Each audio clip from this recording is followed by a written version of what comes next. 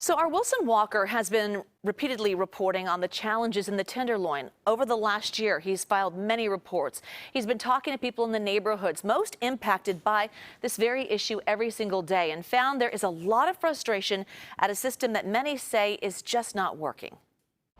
Yeah, what are the real practical implications of this injunction? What does it mean on the sidewalks? Why are people angry enough about it to show up at the courthouse at 9 in the morning? Well, we have been showing you this over the course of about 8 months now, and a lot of it right here on the 400 block of Leavenworth.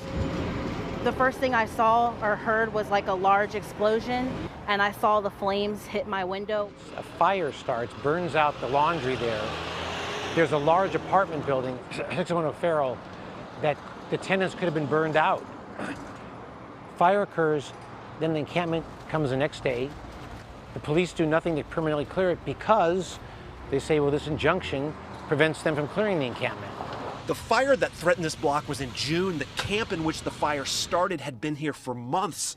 And we were on this very block in March as city crews were out offering services to people in those tents. There's more work than we can handle out here. I just had a woman come and tell me that a tent moved from one corner to another, and we have to explain to people that right now we've got rules we have to work with. You said rules you've got to work with. Are you referring to the court? Absolutely. Right.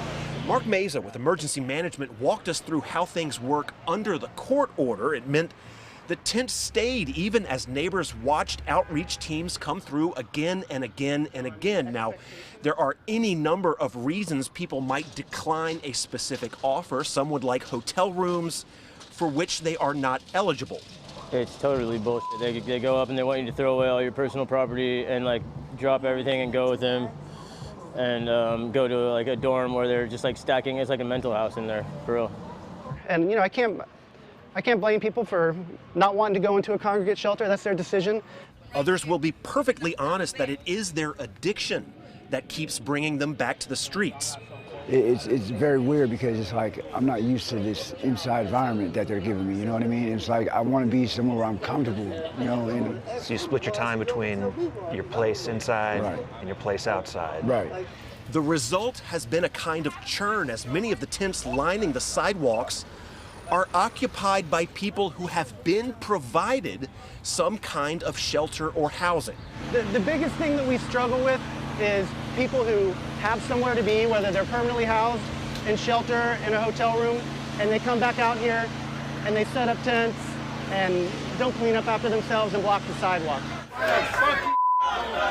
The frustration with all of this was on full display at the courthouse. Some of those who showed up were the residents and business owners we have heard from over the past 8 months.